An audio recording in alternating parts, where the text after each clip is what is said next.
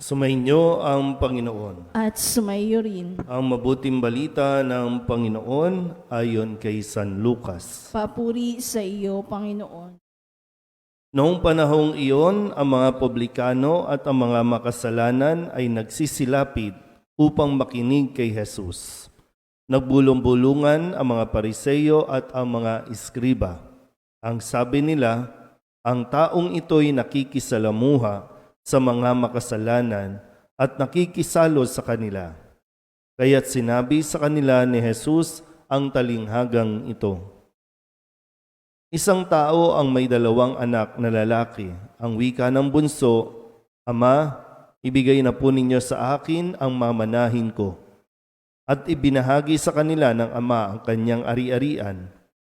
Pagkalipas ng ilang araw, ipinagbili ng bunso ang kanyang ari-arian at nagtungo sa malayong lupain. Taglay ang buo niyang kayamanan, at dooy nilustay na lahat sa diwastong pamumuhay. Nang malustay na niya ang kanyang kayamanan, nagkaroon ng matinding taggutom sa lupaing yaon at nagdalita siya. Kaya't namasukan siya sa isang mamamayan ng lupaing yaon. Siya'y pinapunta nito sa bukid upang mag-alaga ng baboy. Ibig sana niyang punan ang kanyang pagkain kahit na mga bungang kahoy na ipinakakain sa mga baboy, ngunit walang magbigay sa kanya. Nang mapag-isip-isip niya ang kanyang ginawa, nasabi niya sa sarili, ang mga alila ng aking ama ay may sapat na pagkain at lumalabis pa, samantalang ako'y namamatay ng gutom dito. Babalik ako sa kanya at sasabihin ko, Ama, nagkasala po ako sa Diyos at sa inyo. Hindi na po ako karapat-dapat na tawagin ninyong anak. Ibilang na lamang ninyo akong isa sa inyong mga alila, at tumindig siya at pumaroon sa kanyang ama. Malayo pa'y natanawan na siya ng ama at ito'y labis na nahabag sa kanya. Kaya't patakbo siyang sinalubong, niyakap at hinagkan. Sinabi ng anak, Ama, nagkasala po ako sa Diyos at sa inyo. Hindi na po ako karapat-dapat na tawagin ninyong anak. Ngunit tinawag ng ama ang kanyang mga alila, Madali, dalhin ninyo rito ang pinakamahusay na damit at isuot sa kanya. Suotan siya ng singsing at panyapak. Kunin ang pinatabang guya at patayin. Kumain tayo at magsaya, sapagkat namatay na ang anak kong ito, ngunit muling nabuhay, nawala, ngunit nasumpungan. At sila'y nagsaya. Nasa bukid noon ang anak ng panganay. Umuwi siya at nang malapit na sa bahay, ay narinig niya ang tugtugan at sayawan. Tinawag niya ang isa sa mga alila at tinanong, Bakit? May ano sa atin? Dumating po ang inyong kapatid, tugon ng alila. Ipinapatay ng iyong ama ang pinatabang guya, sapagkat nagbalik siyang buhay at walang sakit. Nagalit ang panganay at ayaw itong pumasok sa bahay. Kaya't lumabas ang kanyang ama at inamo-amo siya. Ngunit sinabi nito, Pinaglingkuran ko po kayo sa loob ng maraming taon at kailanmay hindi ko kayo sinuway. Ngunit ni minsay, hindi ninyo ako binigyan ng kahit isang bisirong kambing para magkatuwaan kami ng aking mga kaibigan. Subalit nang dumating ang anak ninyong lumustay ng inyong kabuhayan sa masasamang babae, ipinagpatay pa ninyo ng pinatabang guya. Sumagot ang ama, Anak, lagi kitang kapiling, ang lahat ng ari-arian ko'y sa iyo. Ngunit dapat tayong magsaya at magalak, sapagkat namatay na ang kapatid mo, ngunit muling nabuhay, nawala, ngunit nasumpungan. Ang mabuting balita ng Panginoon. Pinupuri ka namin, Panginoong Hesukristo. Umupo ang lahat. Isang mapagpalang araw po sa inyong lahat. Ngayon po ang huling araw para sa ikalawang linggo ng 40 araw na paghahanda. Mamayang gabi ay magta-transition na tayo ulit patungo sa ikatlong linggo. Pero dito sa ating paglalakbay, nasaan na nga ba tayo? Kung sa konteksto ng ating kwento ng Ebanghelyo mula kay San Lucas, saan ba natin nakikita ang ating mga sarili? Pagnilayan muna natin ng mabuti at balikan natin ang mga mensahe ng ating Panginoon sa loob ng linggong ito.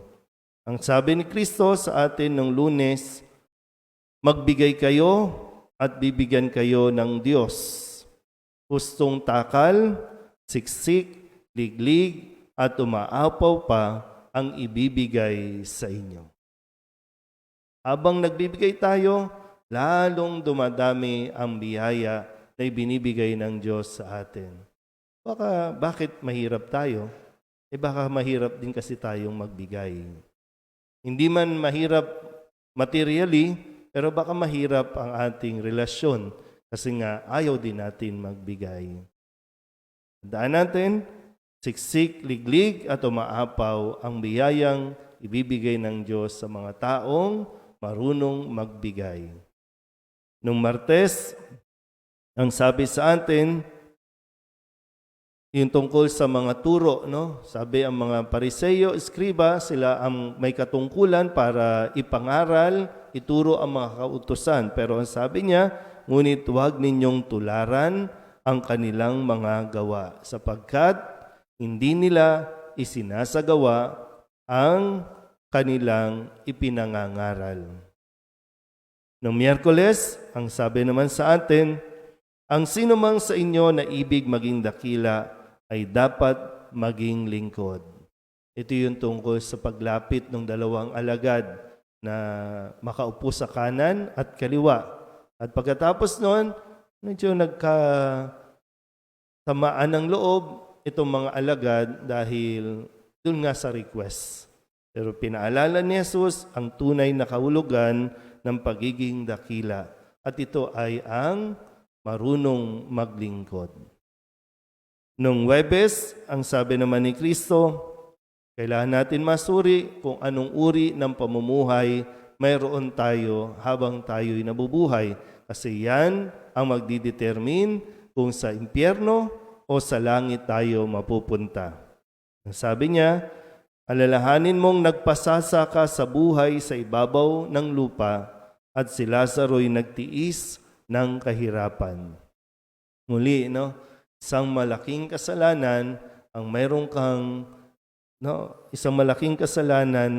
ang mayroon ka dapat na ginawa pero hindi mo ginawa. Lalo tigit sa pagtulong sa kapwa.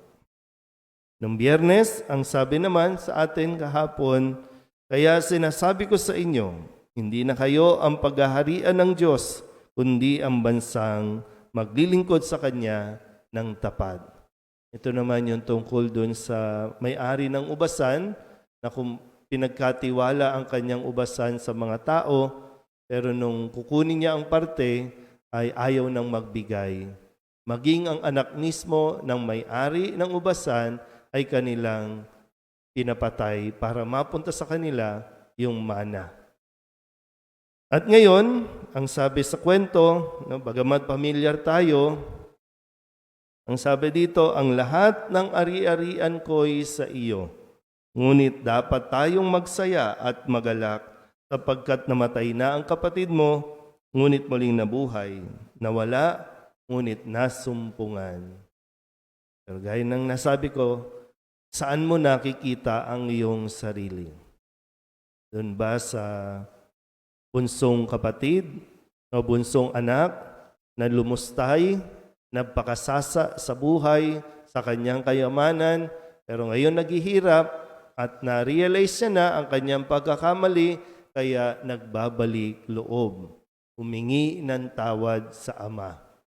O doon ba tayo sa panganay na wala nang ginawa buong buhay niya kundi sundin ang kanyang ama, gawin kung anong pinapagawa ng ama, at ngayon ay ayaw tumanggap sa isang kapatid na nagsisisi at gustong magbagong buhay. So, nasaan tayo? Tandaan niyo po, ang konteksto natin, lahat tayo ay tinatawag ng Diyos para magsisi, magbalik loob sa Diyos. So kung hindi mo nakikita ang iyong sarili bilang makasalanan, na okay naman, nandito naman tayo sa simbahan eh. So okay na tayo. Kung hindi natin nakikita na tayo ay makasalanan, may problema tayo dyan. Kasi kaya tayo nandito ay dahil, alam natin, no? Kailangan natin ng awa.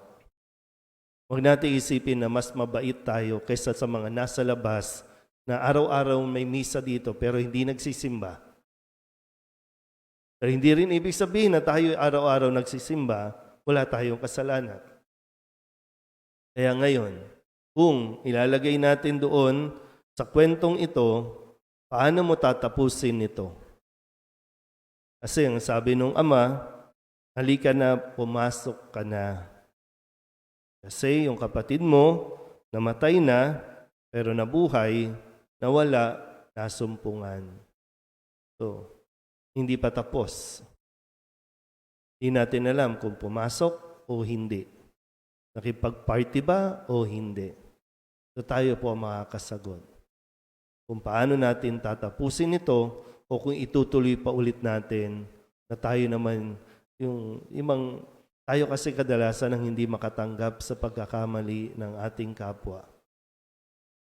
Pero ang Diyos, sa nagkamali at na-realize na mali tayo at nagsisi, kung paano sinabi sa unang pagbasa sa aklat ni Propeta Mikas, no? Ito ang Panginoon natin. Pinatatawad ang lahat ng kasalanan. Hindi siya nagkikimkim ng galit. Halip, pinadarama ang tapat na pagmamahal. Ano po, no, sa puntong ito ng ating 40 araw na paghahanda, mas maging malinaw nawa sa atin kung sino tayo at ano ang dapat nating gawin. Amen?